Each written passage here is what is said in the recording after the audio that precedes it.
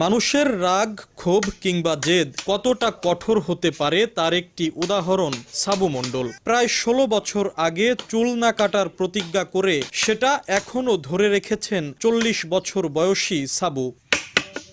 ২০০৮ সালের নবম জাতীয় সংসদ নির্বাচনে আওয়ামী লীগের কাছে বিএনপির পরাজয়ের পর বিএনপি কর্মী সাবুর ওপর অত্যাচার নির্যাতন চালায় স্থানীয় আওয়ামী লীগের নেতাকর্মীরা। সেই থেকে পণ করেছিলেন যতদিন আওয়ামী লীগ সরকারের পতন না হবে এবং বিএনপি রাষ্ট্র ক্ষমতায় না আসবে ততদিন পর্যন্ত চুল কাটবেন না তিনি। ছাত্র জনতার গণ অভ্যুত্থানে স্বৈরাচার আওয়ামী লীগ সরকারের পতন হলেও নিজের প্রতিজ্ঞায় এখনও অনড় সাবু মণ্ডল। বিএনপি রাষ্ট্র ক্ষমতায় এলে তবেই চুল কাটবেন বলে জানিয়েছেন তিনি। আমার দুটো সওয়াল আট পা বাজে ফেলা হয়েছিল, চাহুর পর গলার পর চাহু ছিল, আমার টাকা পয়সা উঠ করে নিয়ে গেছে। আমি বলছি আমি বেগম খালেদা না সামনে আমি চুল কাটবো না।